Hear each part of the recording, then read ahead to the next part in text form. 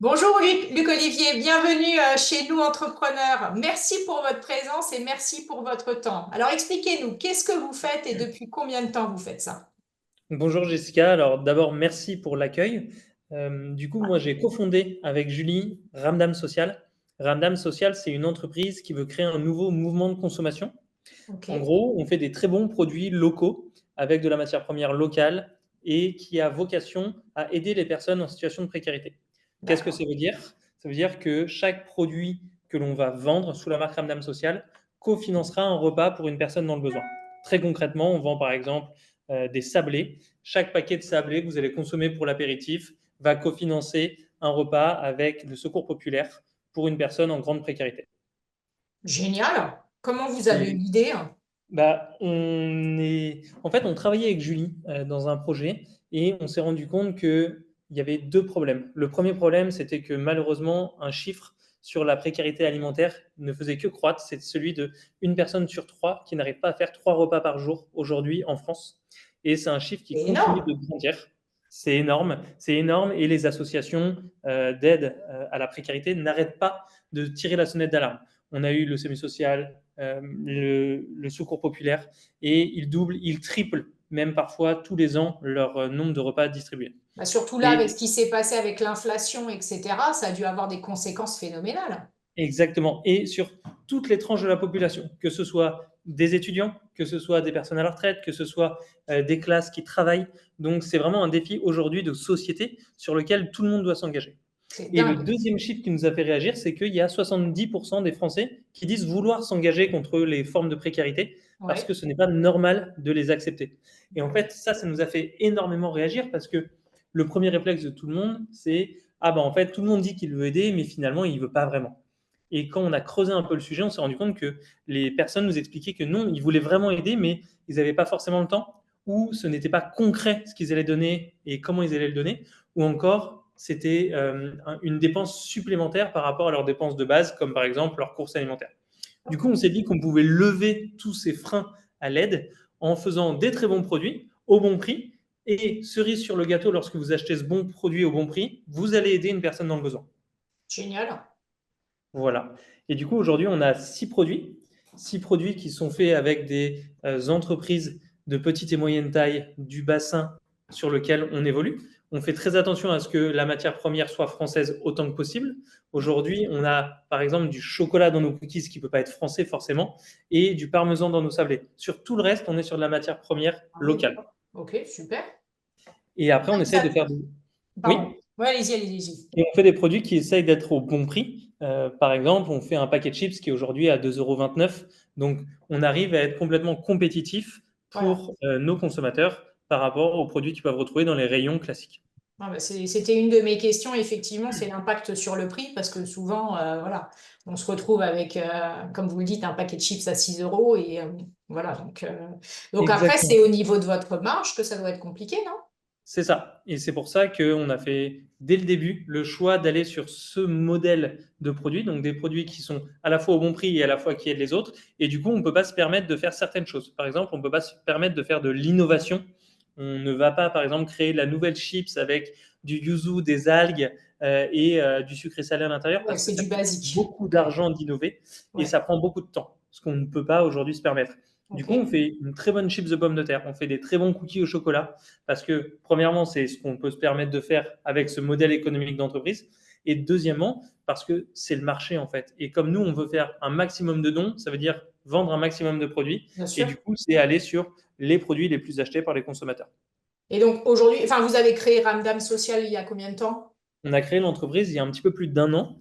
On a travaillé sur les 6 premiers mois à vraiment créer le projet. Donc, on a commencé à parler avec les associations pour comprendre leurs besoins, comprendre Mhm. comment est-ce que ça pourrait fonctionner, à la fois en termes d'opération, mais aussi en termes de transparence pour le consommateur. Il faut que Bien ça soit sûr. 100% transparent pour le consommateur. Ouais.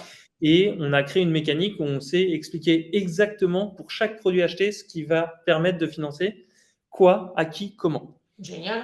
et ça, on l'explique entièrement à l'arrière de notre packaging pour que le consommateur, en fait, il puisse tout de suite savoir ce qu'il donne avec son paquet de sablé, par exemple. Génial. Ensuite, on a travaillé avec des producteurs de notre territoire, où on a fait attention à trouver des producteurs qui font attention à l'impact qu'ils vont engendrer avec leur production. Ok. On a trouvé énormément de super structures qui font des très bons produits et qui cherchaient des débouchés avec des marques. Et du coup, on a permis à la fois de créer des débouchés commerciaux pour eux et à la fois mettre en avant leur savoir-faire avec leurs bons produits. Et enfin, on est allé sur ces 6 derniers mois voir les distributeurs et on a signé nos premiers contrats de distribution. Et du coup, on est distribué depuis le mois de février et on est dans différents types d'enseignes, différents types de réseaux de distribution. Et on a déjà financé plus de 100 000 repas pour les personnes dans le besoin en 6 mois. Donc, C'est plus ça génial. va, plus ça augmente. Sur les derniers mois, on est à plus de 40 000. Waouh, super. Et alors, vous êtes distribué où? Alors, on est dans la grande distribution classique. On va être Ok. chez Carrefour, Franprix, Monop, Leclerc. On va aussi être dans des réseaux vrac parce qu'on essaie de faire aussi attention à tout ce qui est packaging. Donc, par exemple, on est sur la tournée, on est sur des sites internet comme le site oura.fr. On va Ok. aussi être dans des magasins, des endroits où on peut acheter des magasins indépendants. Par exemple, on est au Grand Rex à Paris ou dans des cavistes sur Bordeaux. Ok. Vous avez un site internet, je suppose aussi. On a un site internet, où il y a tous nos produits, toutes Ouais. nos associations, tous les magasins sur un Google Maps, comme ça les gens peuvent se retrouver. Mais surtout, on a aussi des liens avec nos associations, ce qui permet en fait aux gens qui ont envie de creuser la manière dont on fait les dons, comment, pourquoi, ça permet d'aller sur le site des associations et de s'assurer que tout est bel et bien réel, concret et transparent. Super. Et en fait, nous, on a fait très attention à construire ce projet avec de la transparence dès le début. Ouais. C'est pour ça qu'on a fait un contrat avec nos assos. Dès qu'on atteint des paliers avec nos associations, nous, on leur fournit un rapport de notre expert comptable qui valide qu'on a bel et bien vendu 50 270 paquets de cookies et que du coup, on cofinance 50 270 Reversé. Ouais, repas. super. Ok. Donc, c'est très important. Ouais. Surtout que ce sont des grosses associations et qu'elles ont besoin de cette réassurance. On travaille avec les banques alimentaires, le SAMU social et le Secours populaire aujourd'hui. C'est top, hein. Bravo, hein. Félicitations. Alors, Merci, c'est gentil. parce qu'en un an, arriver à faire tout ça, alors vous avez une équipe de combien de personnes avec vous? Alors, au début, on était deux avec Julie où Ouais. on a lancé ça. Aujourd'hui, on est 13 dans l'entreprise. Waouh. Donc, Salariés? salariés, on a 4 alternants et 9 salariés. On est basé à Bordeaux Ouais. et on a quelques personnes qui sont en commercial sur Paris et le reste est basé sur Bordeaux. Ah, bravo, hein. C'est une belle dynamique que vous avez créée en un an à 13 salariés et tout. Ouais, Félicitations. en fait, c'est un super projet, mais c'est la beauté d'un modèle qui malheureusement est aujourd'hui utile et nécessaire. En fait, tout le monde nous dit, Oui. mais bien sûr, pourquoi ça n'a pas été inventé avant? Acheter des bons produits Bah, il faut quand même locaux. avoir l'idée, hein. Enfin, excusez-moi, Oui, je trouve que vous minimisez votre innovation parce que, mine de rien, il faut avoir, bon, déjà, les valeurs et l'état d'esprit, donc, un, et puis deux, se dire que c'est possible de faire ce modèle-là avec la situation économique d'une entreprise, en fait. Euh, c'est sûr. Et ça, c'était un peu de jus de cerveau au début, mais après, tout le monde en fait nous rejoint assez simplement parce qu'ils nous bah, disent, bah, oui, vous bien avez sûr, un j'ai envie de discours, participer. bah, c'est top. Pourquoi est-ce que j'aiderais pas tout en faisant tourner mon magasin, tout en aidant les personnes dans le besoin? Bah, évidemment, c'est top, c'est génial. Alors, votre vie de chef d'entreprise, si je comprends bien, elle commence pas maintenant. Vous aviez un autre projet avec Julie avant, On était c'est employés ça? dans la même entreprise. On était tous les deux Ok, salariés. ok, d'accord. Donc, c'est vraiment votre première expérience de chef d'entreprise. Tout à Alors, fait. justement, quel est votre plus grand apprentissage depuis que vous êtes chef d'entreprise? C'est un petit peu ce que vous avez dit juste avant, c'est se dire que on peut créer quelque chose qui semble impossible au début, parce que en fait, juste personne n'a essayé. Et Ouais, concrètement, quand nous on a commencé à parler de notre projet et on avait déjà véritablement creusé le sujet, on savait que c'était possible. La première réaction de pas mal de personnes au début, c'était mais c'est impossible, sinon quelqu'un l'aurait fait. Ou mais de toute façon, ça ne fonctionnera pas parce qu'il y a forcément un loup quelque part. ah Et là là. en fait, non, c'est juste que c'était pas arrivé. Peut-être que malheureusement, il n'y avait jamais eu le besoin et qu'aujourd'hui, la précarité sociale, elle augmente et du coup, le besoin est encore plus fort qu'avant. Mais nécessairement, en fait, on se rend compte que si on essaye, on peut, bien sûr qu'il faut adapter, modifier, savoir changer un peu pour que ça fonctionne, mais Par exemple, la première personne à qui on en a parlé nous a dit, mais les assos, elles accepteront jamais d'être maquées avec des entreprises. Toutes les assos qu'on est allé voir nous ont dit, mais c'est super votre projet, on serait ravis de bosser avec vous. Donc C'est voilà, il marrant faut les essayer, il faut se préjugés lancer. qu'on a. Voilà, là, c'est dingue. Donc, jamais donc, très grand apprentissage de jamais écouter autour de soi. Mais surtout, alors écoutez bien sûr, mais ne jamais se brider quand on y Ok. croit. Ouais, super. Qu'est-ce qui vous inspire le plus aujourd'hui? Je pense que c'est trouver un projet où on arrive à engager tout le monde autour de soi et faire en sorte que les difficultés, les challenges dans d'autres projets sautent complètement. Aujourd'hui, on travaille avec la grande distribution. On a déjà travaillé avec la grande distribution et les discussions qu'on a aujourd'hui sont complètement différentes de ce qu'on pouvait avoir avant parce que ça fait tellement de sens ce projet que on nous ouvre les portes beaucoup plus rapidement, beaucoup Oui, plus oui, simplement que oui, dans d'autres projets. oui. En 6 mois, on va atteindre 1000 magasins de grande distribution, ce que je trouve assez génial parce que ça veut dire que des acteurs qui sont dans une période aussi difficile avec la grande distribution disent oui, oui, on a envie d'ouvrir nos magasins à ce genre de projet. Idem sur les réseaux vrac, idem sur des magasins indépendants. Donc en fait, c'est ça qui nous inspire le plus, c'est l'unité qui est autour d'un projet qui fait du sens et qui peut-être aujourd'hui manque à certains secteurs de l'économie où on se dit mais en fait, non, on est constamment en train de regarder un peu sa chapelle, alors que quand on a un vrai but, une vraie mission, tout le monde se range derrière et a envie d'avancer Bien ensemble. sûr, c'est génial, c'est top. Alors, en même temps, avec ce développement, alors la question c'est à quoi ressemble l'avenir et quels sont les challenges que vous allez devoir relever. Je me dis comment suivre la croissance parce que là, vous êtes vraiment enfin, sur un champignon magique. Donc, ça ne doit pas forcément être simple d'arriver à livrer tous ces gens qui sont enthousiastes. Enfin, comment vous faites aujourd'hui?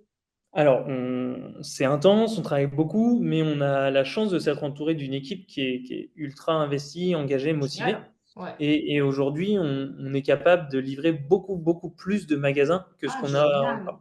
Ok. Parce que bah, dès le début, on a eu ce sentiment que le projet, il allait prendre, qu'il allait rapidement devenir assez massif et que du coup, Ok. il fallait qu'on se construise pour être capable d'avoir un maximum d'aide. Aujourd'hui, on Super. a fait 100 000 repas cofinancés. Sur la fin d'année, on pense qu'on va en faire le triple de ce qu'on a déjà fait. C'est top. Donc, on ne peut pas se permettre de ne pas être capable d'aider et donc de ne pas être capable de produire, revendre et donc faire des dons. Donc, on a vraiment une structure d'entreprise qui nous permet de le faire, une équipe qui est engagée, Ah, super. motivée, qui nous permet de le faire. Je pense que le grand challenge qui va arriver, c'est se dire comment est-ce qu'on va continuer à démultiplier Ok. les dons. On a de plus en plus d'associations qui nous contactent pour dire bah, nous, on a des difficultés sur la précarité menstruelle, on a des difficultés sur la précarité hygiénique. Et on est en train de travailler à ça parce que, en fait, Ah oui, on a un d'accord, modèle de ok. consommation. On ne va pas s'arrêter à l'alimentaire parce qu'on a commencé avec l'alimentaire. On peut faire des produits d'hygiène qui vont lutter contre la précarité hygiénique, des protections périodiques qui vont lutter contre la précarité menstruelle. Donc, on est en train de travailler sur toute cette partie. On a la chance d'avoir des distributeurs qui nous ont déjà dit qu'ils voulaient nous accompagner aussi sur ça, tant qu'on respecterait notre cahier des charges de un produit acheté, un don et de la production locale. Et nous, de toute façon, on ne transigera pas là-dessus. Vous resterez au niveau national? Parce que est-ce que vous avez des ambitions internationales? Est-ce que c'est duplicable à l'international ou C'est duplicable. On a été sollicité. Pour être très sincère, on a refusé pour la simple et bonne raison qu'on est tout jeune et qu'on va Oui, déjà pour bien faire. l'instant, c'est trop tôt, évidemment, oui. Exactement. On va déjà apprendre à bien faire Ouais, ouais, sur notre territoire, ouais, ouais. essayer de faire un maximum de dons sur la France et pas se cramer les ailes en allant trop vite Hmm. ailleurs. Ouais. Oui, bien sûr que malheureusement, cette précarité sociale, elle n'est pas strictement limitée à la France. Donc, si ce modèle, il a du sens à se déployer ailleurs, on le déploiera le jour où on sera prêt et quand on sera prêt. Ouais, oui, tout à fait. Mais en tout cas, effectivement, il y a tellement de choses à faire que bravo, en tout cas. Alors, qu'est-ce que vous diriez à une personne qui envisage de se lancer dans les affaires, de devenir chef d'entreprise? Ah, il faut absolument se lancer. Il faut absolument se lancer parce que, premièrement, c'est prenant, mais c'est prenant au bon sens du terme. Ouais. Moi, je suis ravi de me lever tous les matins pour aller travailler parce que comme on crée son entreprise, on crée ce qu'on a envie de faire. Et Mhm. du coup, c'est autant une passion qu'un métier. Ouais. Euh, Par contre, pour moi, et c'est toujours assez lié aux personnalités, pour moi, il faut se lancer avec quelqu'un. C'est difficile de se lancer Ok. seul. Ok. Il y a énormément de moments où on va douter, où on va avoir des retours négatifs ou ne serait-ce que mitigé, mais comme c'est son entreprise, un retour mitigé, c'est comme un retour négatif. Et le fait d'être à deux ou plus, ça permet vraiment de relever énormément de défis, de driver la dynamique quotidiennement et d'être beaucoup plus efficace parce que qu'on est à deux cerveaux, on est meilleur Ouais, qu'à bien un sûr, cerveau. bien sûr. Donc pour moi, c'est vraiment le challenge le plus important quand on crée une entreprise. C'est pas vraiment ce qu'on va faire ni comment on va le faire, c'est d'avoir la bonne personne avec soi. Ah, ouais, génial. Alors justement, depuis que vous avez créé votre entreprise, est-ce qu'il y a quelque chose que vous feriez différemment? Forcément, plein de choses. On a mis un petit peu de temps à s'entourer parce qu'au début, on faisait très attention à notre budget, à nos Ouais, dépenses ouais. et on a voulu prendre plus de choses pour essayer d'économiser, ne sachant pas le moment où ça allait vraiment commencer à croître et à se développer.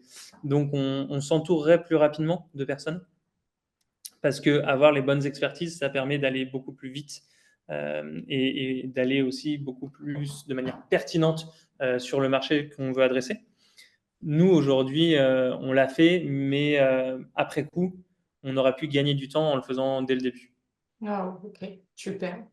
Ben, bravo en tout cas pour ce que vous faites, Luc Olivier. Ça fait du bien de voir des gens voilà, qui pensent à l'avenir et qui permettent d'avoir des belles aventures et des beaux progrès pour notre pays. Donc merci pour tout ce que vous faites. Merci d'avoir partagé avec nous votre aventure et tous ces bons conseils. En tout cas, vivement que voilà, on puisse continuer dans cette dynamique.